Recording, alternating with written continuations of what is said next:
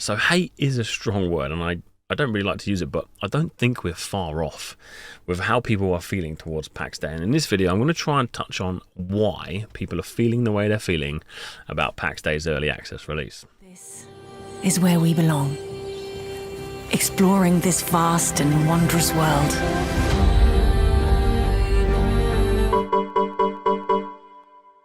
So if we roll back all the way to when they first released their official reveal trailer, this trailer it gave you goosebumps. It gave you goosebumps. It was wonderful. It had medieval armor, the swords, the combat, the horses, the mounts, the cities. And then there was this one clip where you had this fellowship-like clip where they're like walking up the mountain. The mist was in the background. You're like, oh my god. Yes, finally, a decent MMO. And unfortunately, that's kind of where it's ended so far. That trailer has hit everybody the right way, and then as early access has come out, we haven't really got that same feeling. And this is why.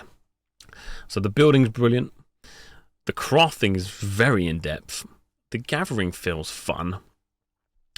But everything else feels like it's work in progress. It still feels like there's scaffolding around the building. It still feels like it hasn't been finished.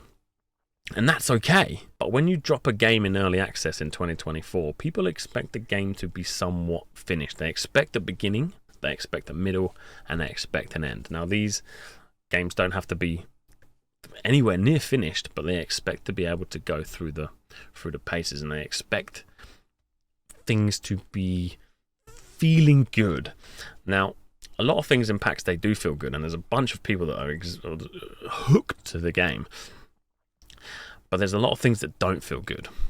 So before we discuss about what's good and what's not good about PAX and why people are feeling the way they're feeling, I just want to touch on early access and the way early access is perceived these days. Now, I've spoken to hundreds, potentially thousands of you guys now at this point about the idea behind early access. Now, if we roll back to the days of going down to the high street, picking up your game, you get your CD, you get your disc, you put it in, and it just seemed to work. Anytime you think about gaming before, the games felt finished. Now, yes, we had our cheat codes. Yes, we had our books with up, down, left, right, square, triangle. We had cheat codes. So there was bugs within the game. Bugs. But it just felt finished. These days, it's very rare a game launches and it feels finished. We are very accepting that games launch in early access. Nearly every game I think we play these days launches in early access, and they're just not done. And sometimes they don't even get done. I mean, I think it was 7 Days to Die's just kind of launched, and it's been 10 years in early access. And I think that one's kind of it's an exception to the rule, that one, because it's just become a household favorite. But it's just that mentality these days that when a game drops in early access, it's a playable game, and then you'll come back to it in a year's time and it will be fleshed out with content. This is where I think Pax Day have made a mistake.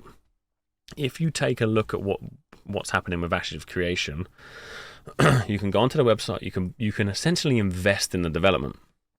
Whereas what Pax Day are doing, I think they're trying to go down the same route, but instead of doing everything as this mentality that you can invest in the development, they've dropped the game in early access. And as we feel these days, that should be ready for us to play. We should be able to have good, decent combat. We should be able to not feel completely, we've got so many bugs in the game. Bugs are expected, but there's, what people are experiencing, they don't want to experience them consistently. People are expecting to be able to go into the forest and not see not see just boars, badgers, bears, and wolves. They expect more content. This is what I think people are expecting when you drop an early access game. And as I say, PAX, they haven't done that. Now, there is also that discussion around the box price, the subscription model, and then there was a discussion at some point about premium currency. Now, all of these added not frustrations, but dark clouds that overhang like the game also kind of put people off. Now, what I think we all expect, tell me in the comments if I'm wrong, is when we what we would like and what we would expect is that a game drops with a box price, and then they either choose like a battle pass route or a subscription model, kind of the same thing, but you go down that route, and then you have your cosmetic store. Like, that's what we expect from an MMO, whether it's an RPG, a sandbox, whatever. That's what we want, right? More and more games are increasingly adding premium currency, little bits of money here. They see how much money mobile games make, and I get it, it's a business, but man, you just want to log into a game and not be forced to pay to do X, Y, Z or whatever. But the issue with PAX is we have a box price, which is quite a steep price, which is where I think the investment comes into play. It's not you're not buying a game per se, you're buying an investment, kind of like Ashes of Creation. Then you have a subscription model when they do finally launch. You don't have to pay it until they launch, but they will have one. And there's the talks around it being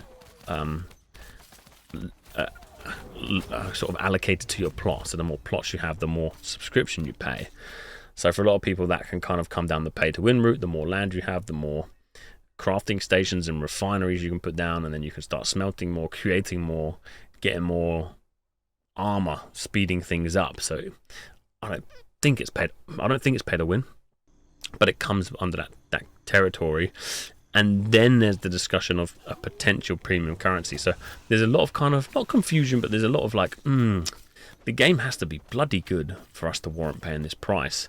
And this is where I think all the negativity and borderline hate has come in, because what I've heard people say is greed. From speaking to them myself, I think it's far from greed. I just think it's marketed slightly in a different route that I personally think we would have been accepted on. I think if they had gone down the route of, hey, we are not going to have to admit we're running out of money, but we would like an oomph to kind of keep going for the next couple of years. If you would like to invest in the project, you can play the game persistently, do the building, do this, do that. It's going to cost you X, Y, Z. Here's a box price. And when the game launches, we'll then release the submodel. Talking about the submodel now, talking about the premium currency now is very honest with them, and this is why I like it, because it's quite transparent. Same with the Ashes route. Transparency and honesty goes a long way in my books, but I also think for the masses that's quite a negative thing. So when people logged in on the first day of early access, I saw what felt like borderline 100 reviews of people that had played less than 10 minutes were like, this is shit, that shit, and that shit. They do, in this day and age, need to hold people's hand for the first half an hour, potentially hour of the game, guiding them through it. Because once you get into the building, once you get into the, albeit at the moment, kind of crappy combat, it's exhilarating. Like, it genuinely is, albeit it's shit, right? So when people kind of get that kind of bug for it, it's actually a good game. It's got a very good baseline, very good core.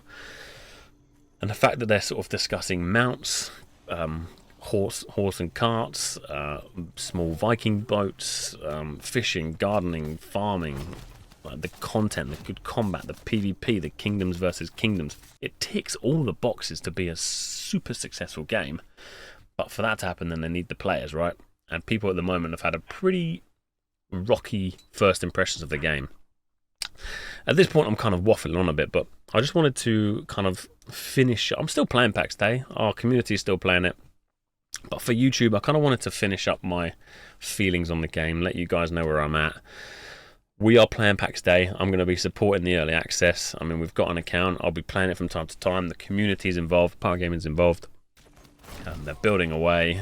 I'm very keen to check it when they bring in the kingdoms, the marketplaces. I'm keen to follow the development.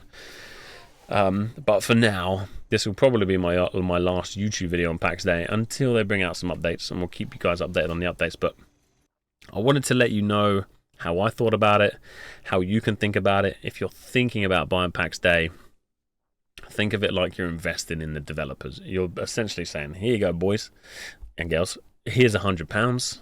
Go and develop the game that I have of good, that I believe in the vision for. Not, hey, here's £100, give me a game. It's just not that. It's just not like that. So, yeah, I wanted to kind of bring that out. A lot of people said it's something that they mirrored the opinion of. Others also, I also completely agree the fact that it's not probably ready for early access because of the way we feel about early access.